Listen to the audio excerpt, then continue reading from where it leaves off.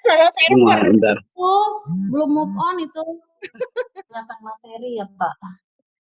Dia. Belum, bentar.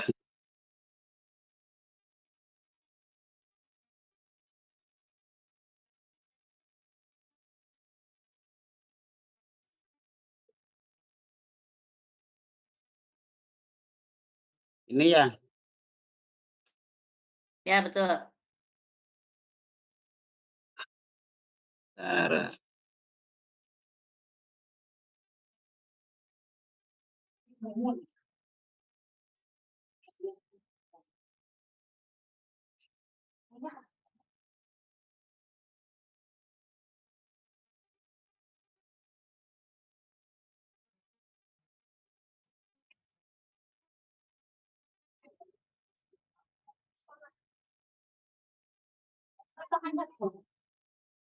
Sudah terlihat, Bu Yola? Sudah. Kita mulai aja ya. Ya. Tentunya nunggu Pak Cengli sama Bu Sari masih di perjalanan kan? Ya. Bismillahirrahmanirrahim. Assalamualaikum warahmatullahi wabarakatuh. Waalaikumsalam warahmatullahi wabarakatuh. Teman-teman sekalian yang hari ini kita dapat berkumpul meskipun cuaca di luar hujan ya. Mudah-mudahan tidak menyurutkan niat kita untuk menuntut ilmu. Baik, pada kesempatan pagi ini kelompok 6 akan memaparkan hasil diskusi kami berupa media evaluasi berbasis teknologi. Next, Pak Riki. Dengan dosen pengampu, Profesor Dr. Eri Sarimana MPD dan Dr. Mira Mirnawati MPD. Next.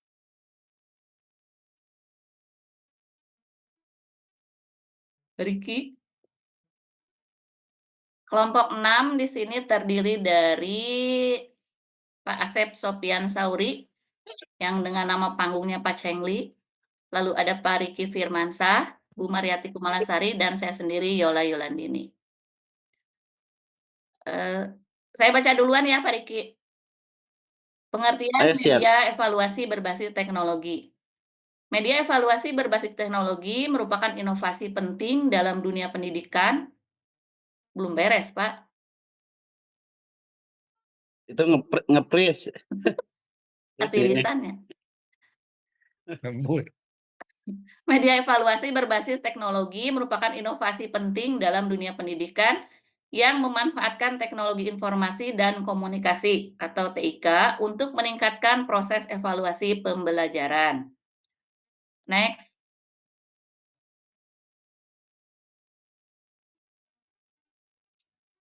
Konsep media evaluasi berbasis teknologi.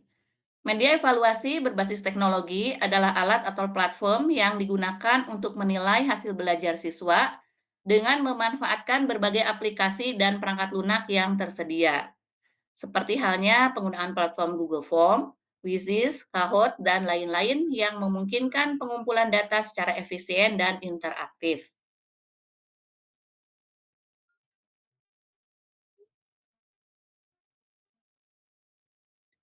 Manfaat media evaluasi berbasis teknologi.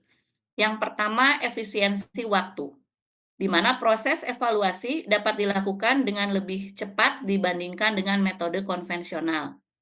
Yang kedua, aksesibilitas. Siswa dapat mengakses evaluasi dari mana saja dan kapan saja. Yang ketiga, variatif.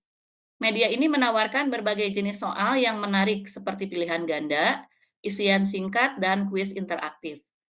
Keempat, umpan balik real time, yaitu guru dapat memberikan umpan balik segera setelah siswa menyelesaikan evaluasi. Next, Pak Riki.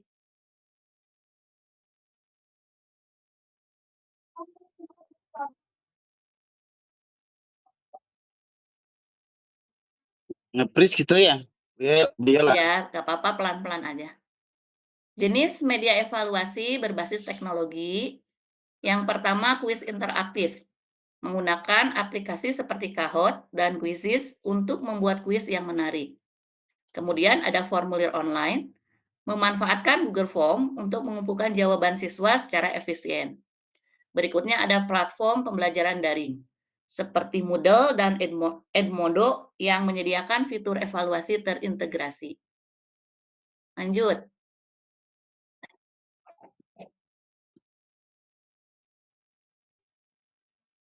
Tantangan dalam implementasi, yang pertama adanya keterbatasan akses.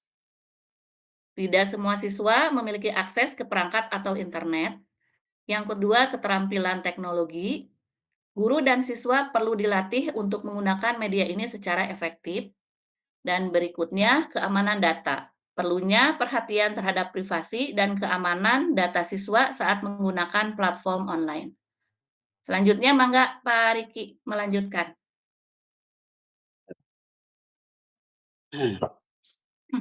Selanjutnya, keunggulan media evaluasi berbasis teknologi. Yang pertama adalah efisien dan kecepatan. Yang kedua, aksesibilitas. Yang ketiga, umpan balik real time. Yang keempat, interaktivitas dan keterlibatan. Dan kelima, data yang lebih kaya dan objektif. Keunggulan media evaluasi berbasis teknologi. Yang pertama, personalisasi penilaian. Yang kedua, pengelolaan hasil belajar yang lebih efektif. Dan yang ketiga, mendorong kreativitas. Teknologi untuk mengatasi kecurangan dalam evaluasi, ada kecerdasan buatan AI. AI dapat menganalisis data dengan cepat untuk mendeteksi, kelihatan ini, kecurigaan dalam hasil ujian. Yang kedua, teknologi pengawasan ujian dengan menggunakan kamera dan perangkat lunak pengawasan berbasis AI. Institusi pendidikan dapat memantau aktivitas siswa secara real time selama ujian. Dan yang ketiga adalah deteksi plagiarisme otomatis. Teknologi dapat digunakan untuk memeriksa karya tulis siswa terhadap sumber lain di internet dan berbasis data internal, sehingga plagiarisme dapat terdeteksi dengan lebih cepat dan akurat. Pak.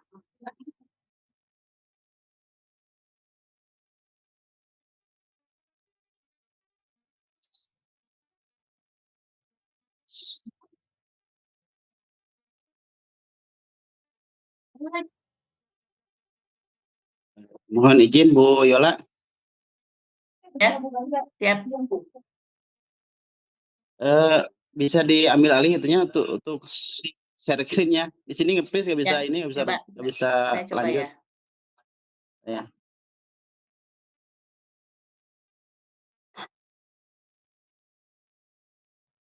Ya. Sinyalnya kurang bagus.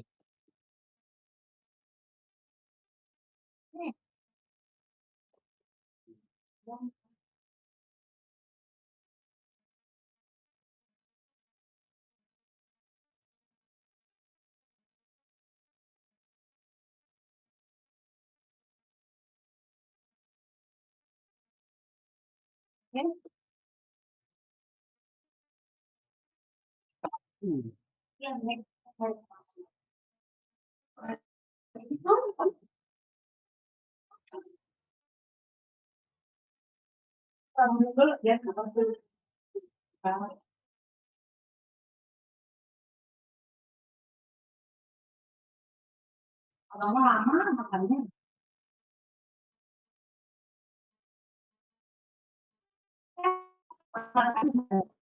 Lama makannya.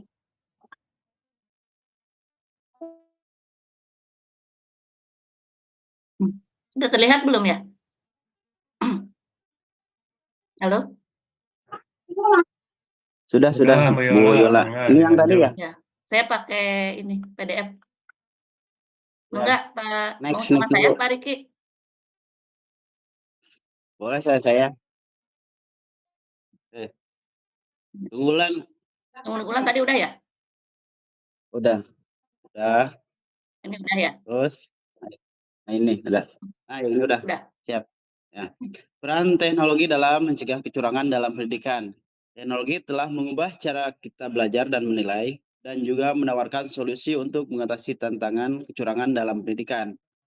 Mari kita bahas beberapa cara teknologi dapat membantu menjaga integritas akademik. deteksi plagiarisme otomatis. Yang pertama ada identifikasi cepat. Itu teknologi dapat memeriksa karya tulis siswa terhadap sumber lain di internet dan basis data internal, sehingga plagiarisme dapat terdeteksi dengan lebih cepat dan akurat. Yang kedua, integritas akademik. Ini membantu menjaga integritas akademik dengan mengidentifikasi tindakan kecurangan sebelum penilai akhir dilakukan.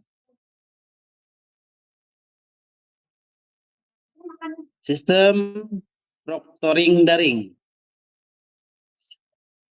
Di sini ada dua ya. Yang pertama pengawasan jarak jauh, yaitu sistem proctoring daring memungkinkan pengawasan ujian tanpa kehadiran fisik pengawas. Yang kedua sistem ujian. Ujian memungkinkan institusi untuk meninjau kembali aktivitas siswa dan mendeteksi kecurangan setelah ujian selesai. Adapun perangkat lunak anti kecurangan yaitu satu pemantauan aktivitas. Perangkat lunak ini dapat memberikan batasan waktu yang ketat dan memantau penggunaan perangkat lain selama ujian. Yang kedua, deteksi perilaku mencurigakan. Ada berbagai perangkat lunak yang dirancang khusus untuk mendeteksi perilaku mencurigakan selama ujian berbasis komputer atau CBT. Analisis data historis. Yang pertama adalah pola kecurangan. Teknologi juga memungkinkan analisis data historis untuk mengidentifikasi pola kecurangan yang mungkin terjadi. Yang kedua, deteksi anomali. Dengan memeriksa data hasil ujian sebelumnya, institusi dapat mengenali anomali yang mungkin menunjukkan adanya kecurangan.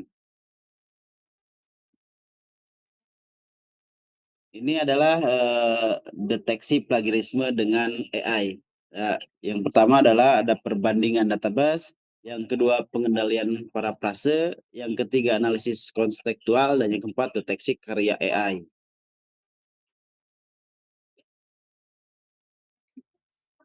Keunggulan AI dalam deteksi plagiarisme yaitu satu umpan balik.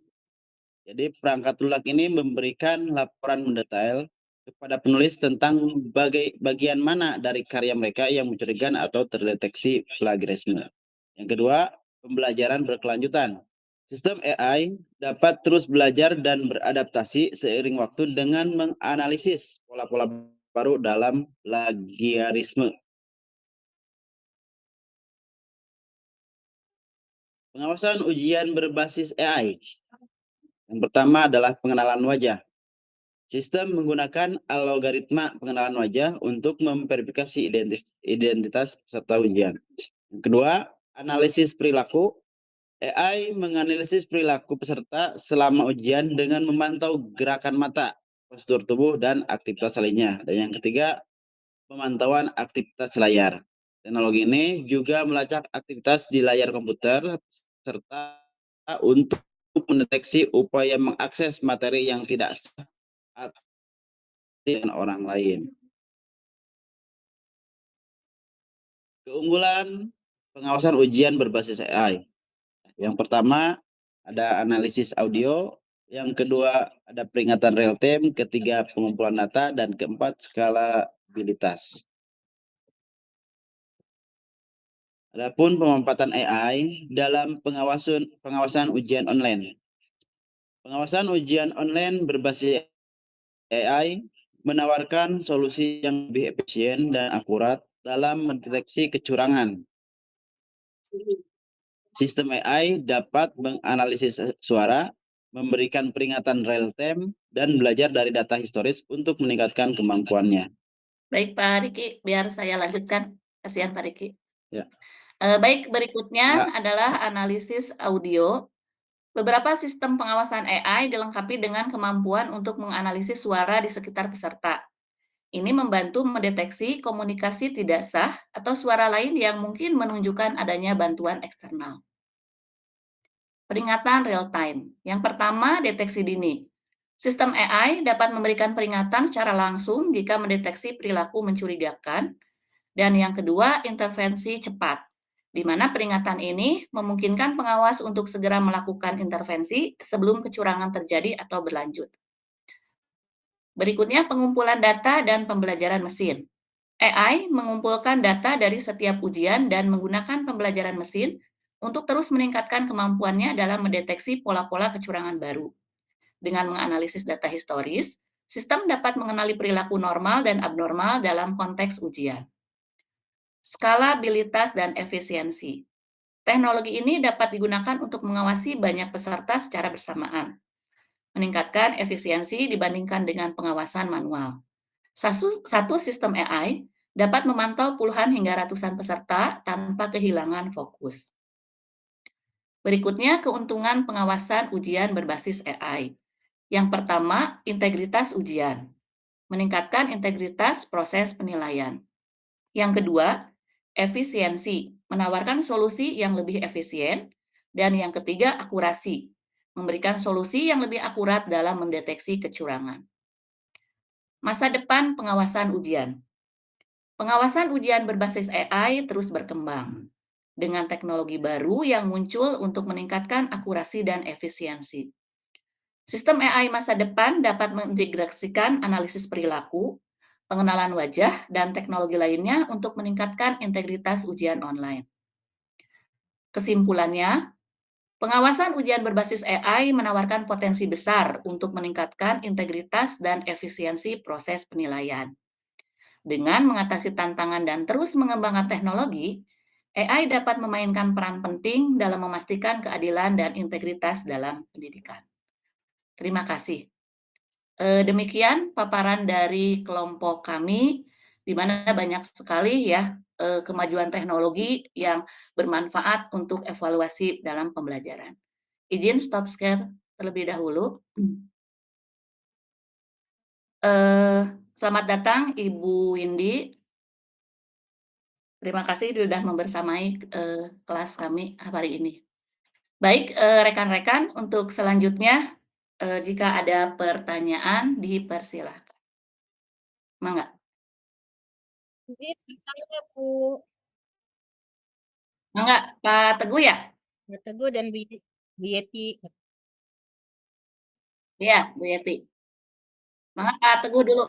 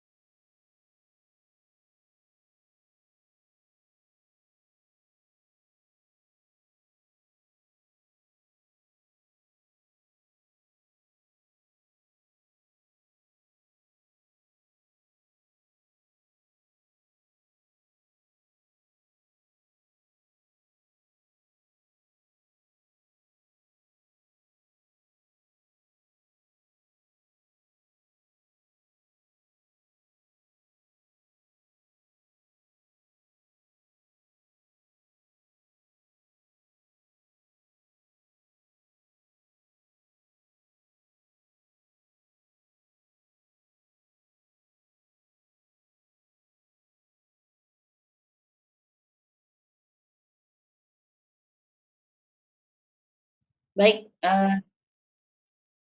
baik. Saya ulangi pertanyaannya ya. Bagaimana mengenalkan AI ke sekolah dasar agar AI dapat digunakan di pembelajaran? Itu intinya ya, Pak Teguh? Ya, ya, ya, siap untuk siswanya. Mangga Bu Yeti.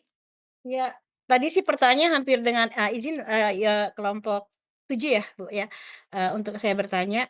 Tadi pertanyaan saya mirip dengan Pak Teguh, cuma saya pertajam lagi di sini saya bertanya, kalau tadi yang ditampilkan di slide adalah secara makro ya, Bu. Jadi maksudnya secara besar gitu, misalkan ujian tingkat juga tingkat tinggi ya.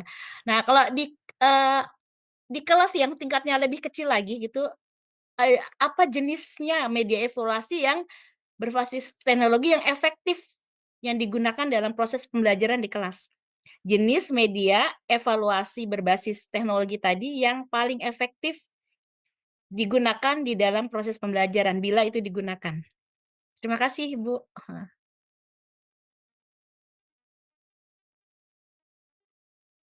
Baik, Bu Yeti, jadi jenis media evaluasi berbasis teknologi ya, Ya, yang yang paling efektif digunakan yang di paling kelasnya. efektif Baik, digunakan. makasih. Heeh. Mangga, Pak Riki mau menjawab duluan? Bu Sari sama Pak Cengli belum masuk ya?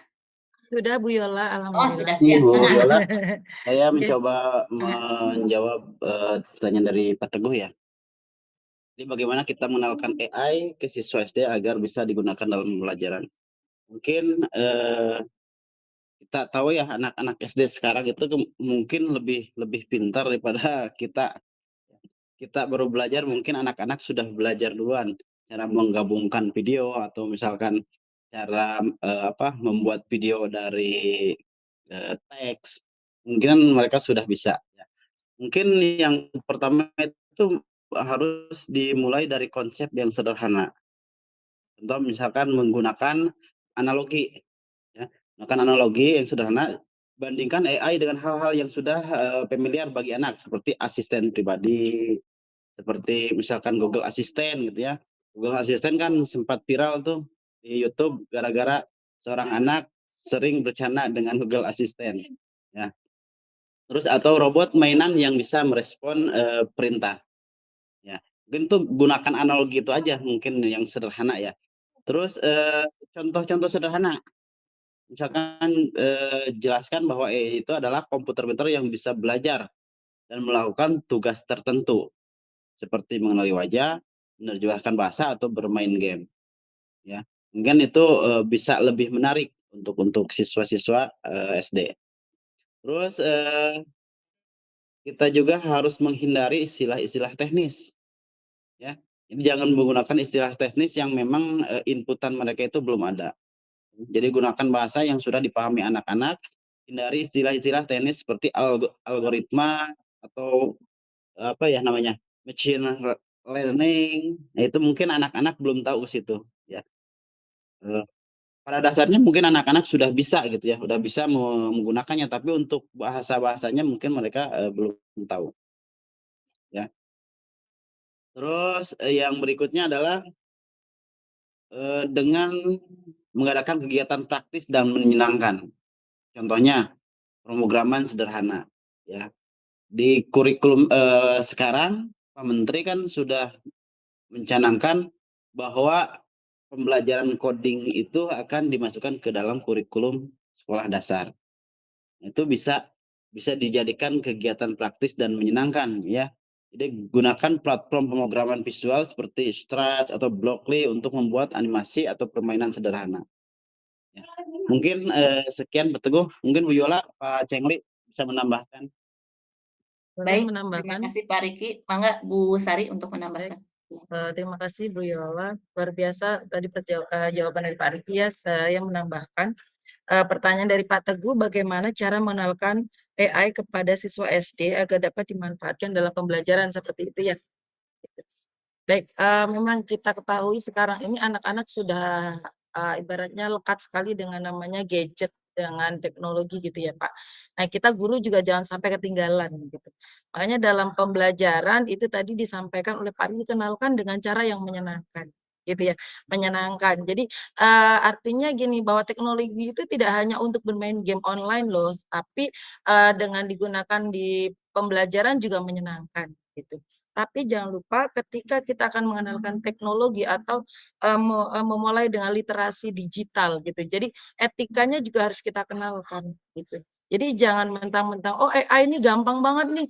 Jangan-jangan nanti ketika guru memberikan pertanyaan, mereka langsung, oh gampang banget, gak usah mikir, gak usah baca. Ketik ulang aja di situ jawabannya ada gitu. Jadi artinya gini, ketika mengenalkan kemudahan-kemudahan yang ditawarkan lewat AI, kita guru juga harus memberikan etika literasi digital yang baik terhadap anak. Kemudian apa namanya, kita juga menyampaikan keterbatasan-keterbatasan dalam AI itu. Misal ya, tadi disampaikan dalam presentasi bahwa di AI itu semakin canggih, dapat mendeteksi yang namanya apa namanya, deteksi wajah, kemudian plagiarisme dan sebagainya. Jadi ketika guru memberikan soal, kemudian anak mengcopy paste jawaban itu di AI, guru juga bisa loh mendeteksi plagiarisme melalui AI juga gitu. Jadi dibandingkan dengan AI lagi gitu, seperti itu. Kemudian salah satunya lagi digunakan dalam misalnya kita menggunakan pendekatan PBL gitu ya, PBL berbasis masalah. Maka AI itu bisa digunakan guru sebagai pemantik atau orientasi. Jadi biasanya kan ketika memberikan orientasi masalah itu guru bisa menggunakan video, menggunakan gambar, menggunakan cerita dan sebagainya. Nah, kita sebagai guru bisa memanfaatkan AI di situ. Ditampilkan aja tuh melalui AnyBoard atau mau melalui proyektor gitu kan yang dikoneksikan dengan internet. Kita coba berikan sebuah permasalahan, kita masukkan di AI. Nanti akan keluar uraian-uraian atau gambar atau video yang bisa ditampilkan oleh AI sendiri. Mungkin seperti itu Pak Teguh salah satunya. Baik, terima kasih Bu Sari. Memang kemajuan teknologi itu memiliki dua sisi mata uang ya, yang berbeda ya. Tentunya ada sisi negatif dan positif. Bagaimana kita sebagai guru harus bijak ya dalam mengenalkan teknologi tersebut kepada anak-anak. Bagaimana Pak Teguh? Mungkin tadi sebetulnya jawaban untuk Bu Yeti juga sudah masuk di situ ya? Ya, karena di situ memang ditanyakan jenis media evaluasi berbasis teknologi. Tadi sudah disampaikan oleh Pak Riki bagaimana begitu banyak sekali teknologi-teknologi yang dapat digunakan, tentunya yang sederhana untuk, siswa di sekolah dasar. Bagaimana Pak Teguh dan Bu Yeti? Menambahkan sedikit Baik yang baik, jawaban mangga, untuk silakan Bu Bu Sari. Yeti, Bu Yola. Mangga. Tadi pertanyaannya adalah jenis instrumen pembelajaran yang paling efektif ya. Bukan instrumen, Eh, jenis Media media. media evaluasi media teknologi, evaluasi teknologi yang paling efektif untuk penilaian. Jadi kalau penilaian untuk untuk di kelasan. ditanya paling efektif tergantung apa yang mau dinilai gitu. Apa yang mau dinilai. Misalnya mau kognitifnya ya berarti kan ada beberapa pilihan media teknologi evaluasi yang bisa kita pilih. Kalau ditanya paling efektif itu jawabannya adalah tergantung apa yang akan dinilai gitu. Tidak mesti misalnya kita menggunakan saya jawab Google Form, belum tentu. Google Form untuk menilai untuk bagian kognitifnya bagus, tapi untuk sikapnya, nah, ya kan seperti itu. Jadi kita sebagai guru juga teknologi itu kan memberikan kemudahan gitu, kemudahan tadi dibilangnya lebih efektif, lebih mudah, lebih cepat gitu ya. Tapi nah efektifnya itu kita tergantung apa yang akan dinilai, kemudian kita memilih medianya yang tepat. Tadi itu sudah disampaikan ada tadi ya oleh sama Pak Riki ya, ada mungkin anak-anak keterampilan coding gitu, coding melalui Scratch gitu juga bisa menilai. Kemudian Google Form yang lebih familiar digunakan, Google Form juga bisa, kemudian Quizzes, kemudian banyak lagi yang lainnya seperti itu. Jadi tergantung apa yang akan dinilai. Baik, makasih Ibu. Cuma sharing aja deh Bu, kalau di sekolah-sekolah Ibu Bapak semua anak SD boleh bawa HP nggak Bu? Kalau di sekolah saya di tertentu, jadi kalau memang diperlukan itu akan diinformasikan, tapi juga dengan pantauan Bu. Tapi lebih secara umumnya kita melarang untuk membawa handphone. Secara umum misalnya nih nggak ada instruksi dari guru kebutuhannya apa atau apa itu kami larang untuk membawa handphone gitu.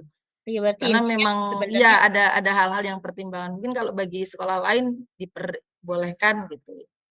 iya. Kalau sekolah saya nggak boleh sama sekali Bu, dari SD, SMP tuh nggak pegang. Iya, SMA-nya nanti akan pakai tablet paling gitu.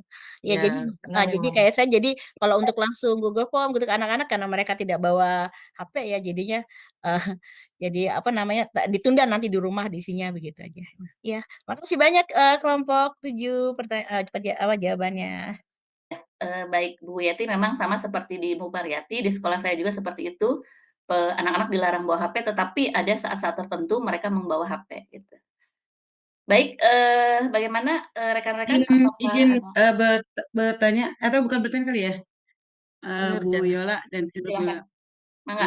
Tadi kan di lapangan itu kan kita, bisa dibilang mungkin hampir sebagian besar sekolah ya, karena jenjang SD, ada aturan tidak tidak diperkenankan membawa HP gitu ya, membawa ke sekolah gitu, kecuali di saat-saat tertentu.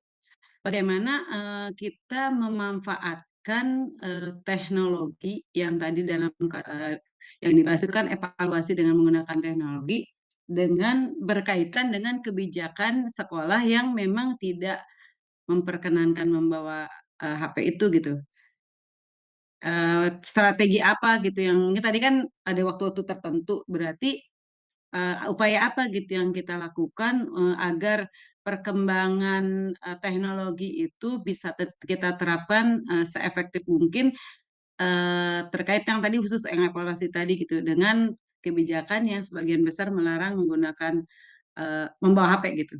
Jadi strategi apa gitu yang efektif agar sekolah kita juga tidak tertinggal dengan penggunaan teknologi yang evaluasi berbasis teknologi, tapi juga tidak membahayakan anak-anak dalam penggunaan teknologi tersebut gitu.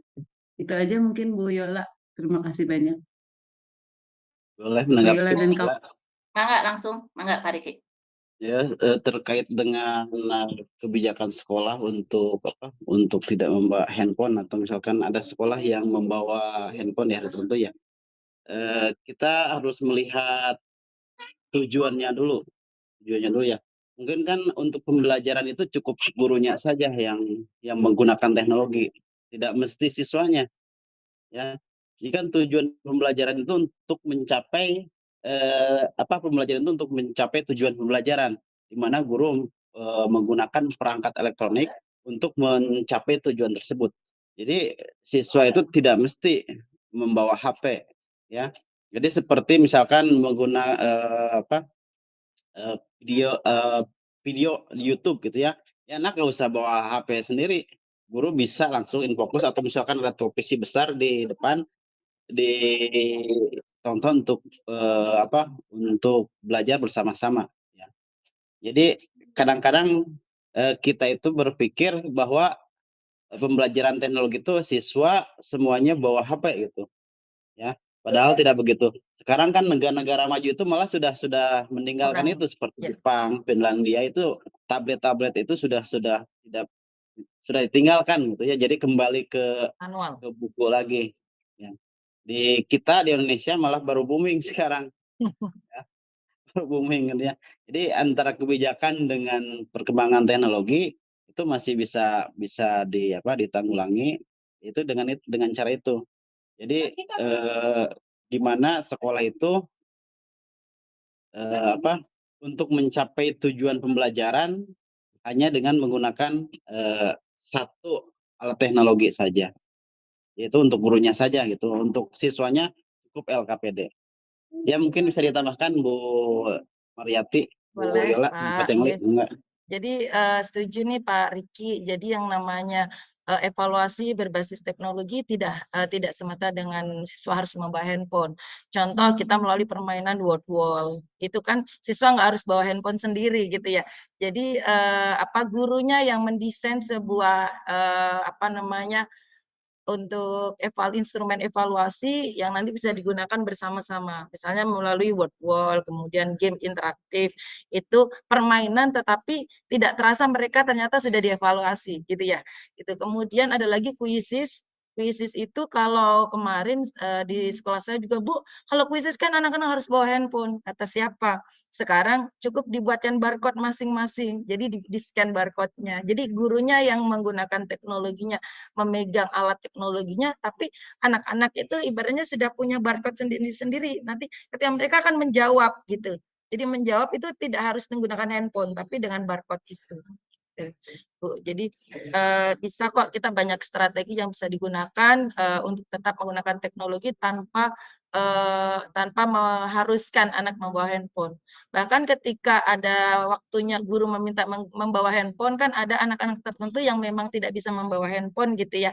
Jadi ya muncul masalah baru, anaknya rewel lah, anaknya ngambek dan sebagainya. Nah, sebagai guru ya kita harus punya strategi, bagaimana caranya, atau kita buat berkelompok nanti bergantian atau seperti apa?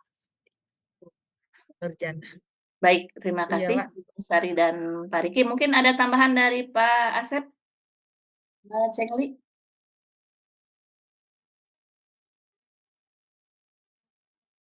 Mangga Pak Teguh. Ya, Pak Teguh.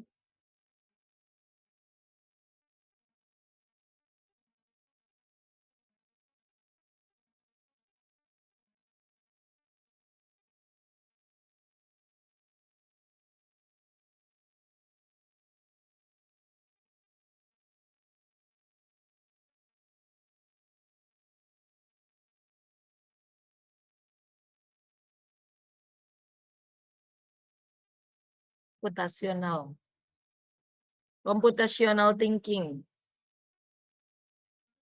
Computational thinking.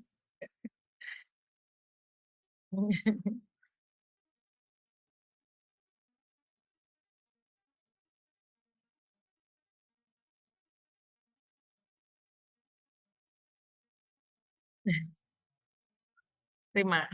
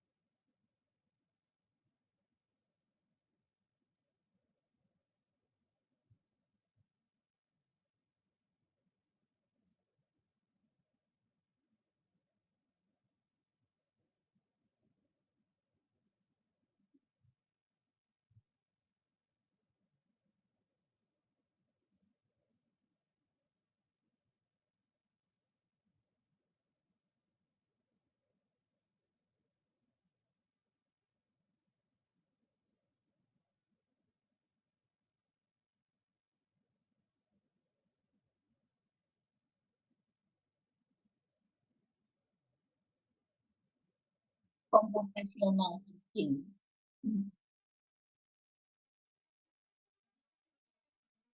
Terima kasih Pak Teguh pencerahannya yang luar biasa ya, begitu rekan-rekan. Mungkin masih ada yang ingin ditanyakan? Silakan. Memang pasangan yang ditakdirkan. Pak Asep, mungkin ada tambahan? Pak Asep Sopian Sauri ingin memberikan Cukup Bu, cukup. cukup. Bagaimana rekan-rekan? Sepertinya sudah cukup ya. Baik, seperti tadi disampaikan begitu banyak sekali ya, 2 sisi mata uang dalam perkembangan teknologi. Tinggal sekarang bagaimana kita sebagai guru dengan bijak ya menyikapi perkembangan tersebut supaya anak didik kita menjadi anak-anak yang, menguasai teknologi tetapi dengan hal-hal yang positif. Demikian, pemaparan dari kelompok 6. Mohon maaf apabila ada kesalahan. Terima kasih untuk semuanya. Billahi taufik wal hidayah. Assalamualaikum warahmatullahi wabarakatuh. Saya kembalikan ke Pak Teguh. Mangga Pak Teguh. Assalamualaikum warahmatullahi wabarakatuh. Wabarakatuh.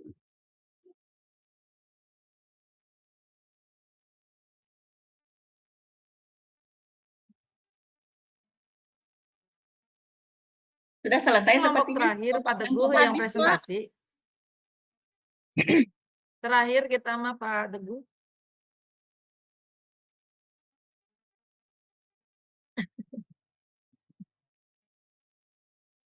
Ya, iya, siap Pak Teguh. Nuhun.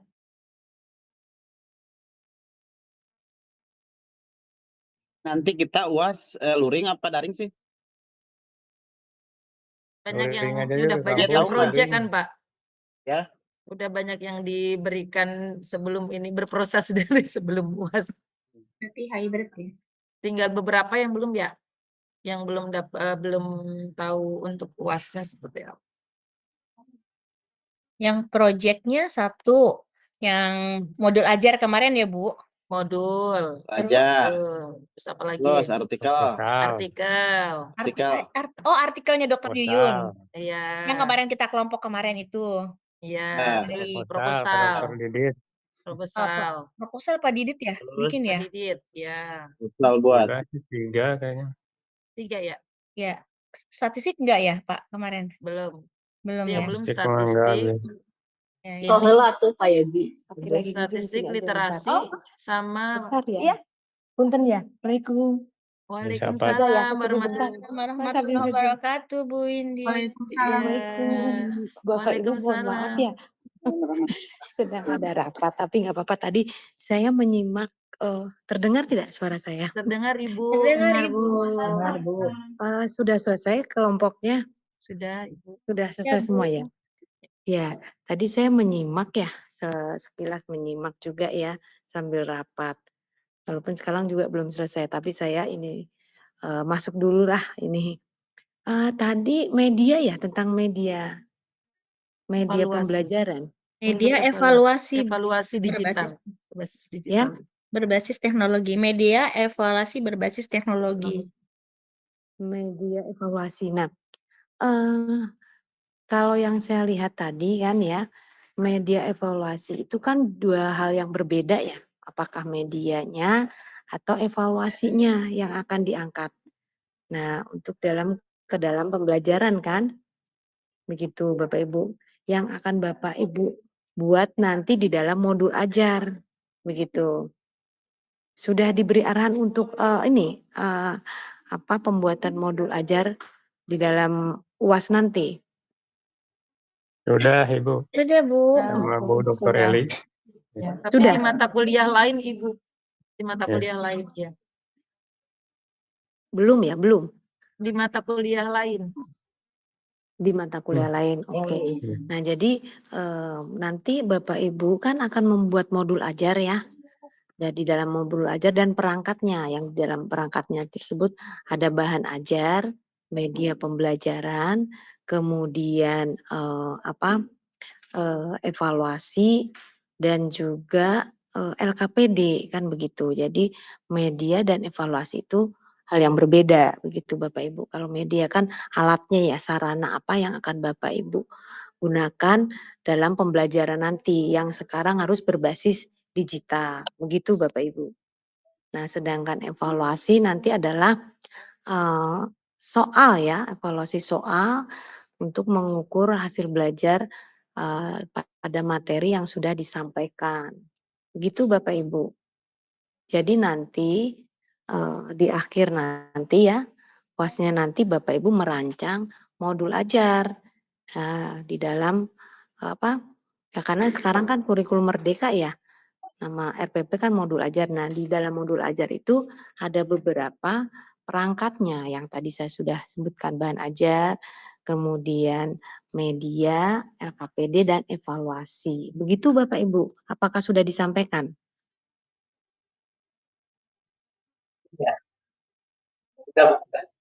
Ya. Gimana? Pak Teguh sebagai PJ nih. Belum ya. Sini Bu, pernah waktu itu Bu Mira menyampaikan kalau tidak salah itu ada pembuatan RPP tentang literasi kalau tidak salah. Bu Mira pernah menyampaikan seperti itu kalau tidak salah. Iya, pernah. Iya, pernah waktu itu. Iya, pernah iya, ya. iya. Jadi nanti membuat Ya, modul ajar ya terkait literasi membaca. Sudah kan ya? disampaikan Ibu oleh Dokter Mira. Nah, sudah ya. Contohnya sudah diberikan contoh. Bu mohon izin kalau modul Kulsum. ajarnya sama dengan pembelajaran inovatif itu Bu.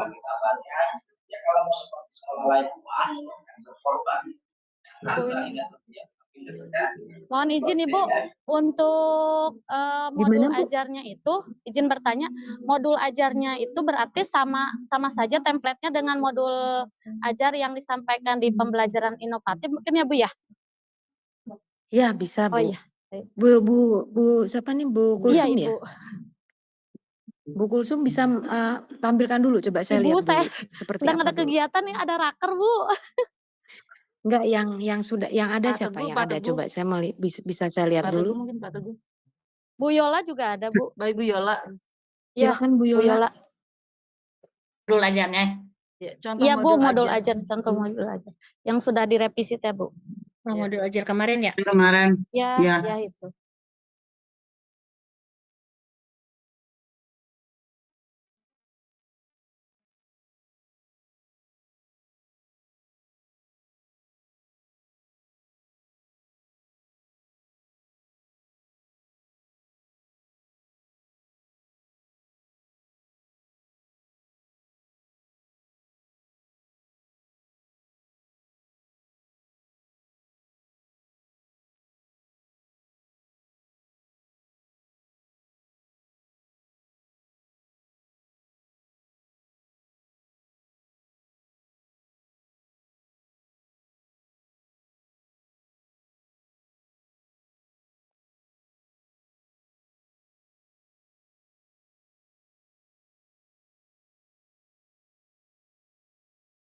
Nah, yang ini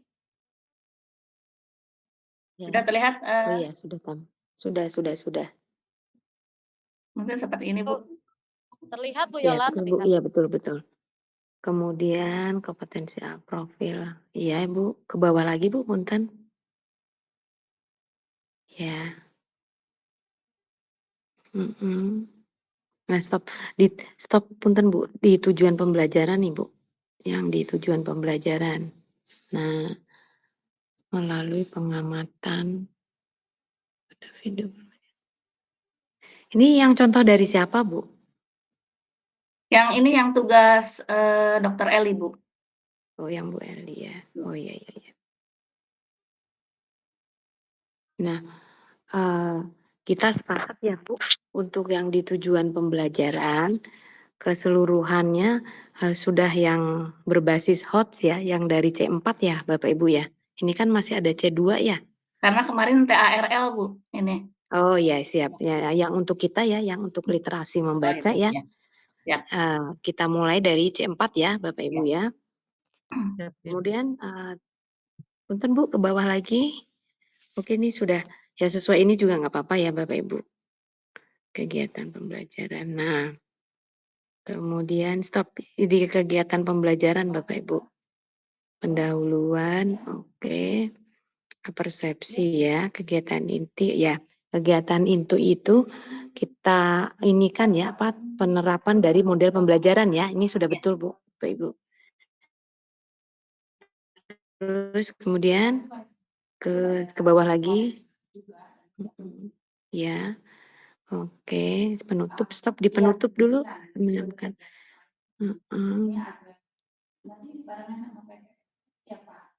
Terus ini oke. Kemudian ke bawah lagi. Ya, terus Ibu, Bapak Ibu. Terus. Nah, oke. Nah, saya rasa bisa ya Bu, sesuai dengan ini ya. Kemudian ada contoh medianya nggak Bu? Ini kan baru modul ajar ya. Boleh Bapak Ibu membuat modul ajar seperti contoh ini ya Bapak Ibu. Tetapi yang terkait dengan literasi ya, yang membaca ya.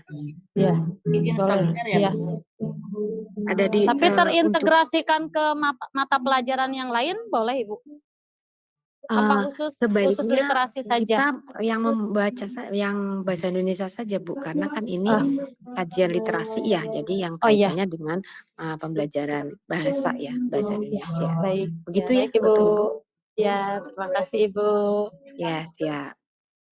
Jadi tapi nanti di bawahnya sudah ada media ya, Bu Yola, Bu Kulsum dan Bapak Ibu ya. Sudah Ya, Ibu. terkait Iya, media. Ibu. Lampirannya, ada lampirannya. Di Media. lampiran ya.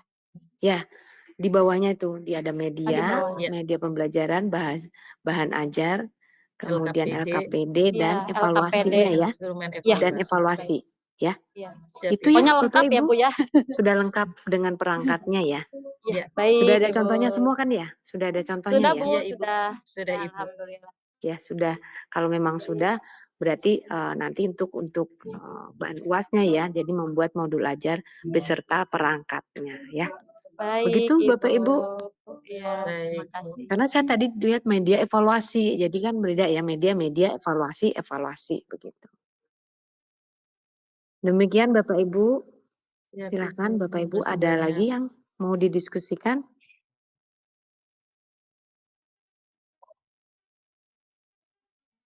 Cukup ya? Cukup, Ibu. Cukup? Ya, baik Bapak Ibu, terima kasih ya Bapak Ibu. Mohon maaf nih sambil kegiatan pagi ini dengan ini ya saya tidak bisa tampil secara maksimal ya karena saya ada kegiatan juga Bapak Ibu. Terima Nah kasih Ibu ini sudah menyempatkan. ya karena Bu Miranya sakit Terima kasih Oh kemarin banyak. iya. jadi saya harus ini Iya. masuk ke kelas Iya. ini ya kelas A Itu gitu. Ibu. Jadi Ya. dan saya sampaikan untuk Nuhun, Bu. UASnya saya sama di kelas saya di kelas B begitu Bapak Ibu ya. Siap. Iya, Ibu. Demikian Bapak Ibu terima kasih ya Ya. Bapak Ibu. Ya. Sami Terima Ibu. kasih banyak, Ibu. Sehat selalu Bapak Ibu. Terima kasih. Saya akhiri ya. Wabillahi taufiq walhidayah. Assalamualaikum warahmatullahi wabarakatuh. Waalaikumsalam warahmatullahi wabarakatuh. Terima kasih, Waalaikumsalam Ibu. warahmatullahi Ya Bapak Ibu. wabarakatuh. Ya, foto dulu. Foto. Ibu foto dulu mungkin, Bu. Oh, foto dulu boleh. Ya siap. Nanti dikirim di grup ya Pak. Ya,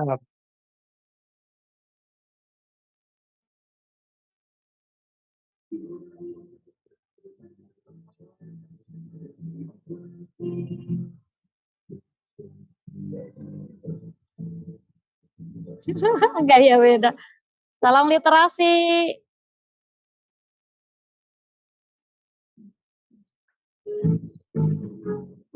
Ya, sama-sama. Pak Teguh untung ingat saya. Sudah ya. Ibu, terima kasih. Sudah ya Ibu, Bapak Ibu terima ingat kasih. saya. Soalnya yang Terima kasih disampaikan Bu banyak, Mira Ibu. waktu itu. Iya. Baik. Siap. Terima kasih. Sampai ketemu. ya. Ya, atur Bu Siti nuhun. tungguin. Lagi masih revisi artikel ya. Apa Bu? Apa tungguin? Ini masih revisi dikit lagi ya. Oh iya, sampai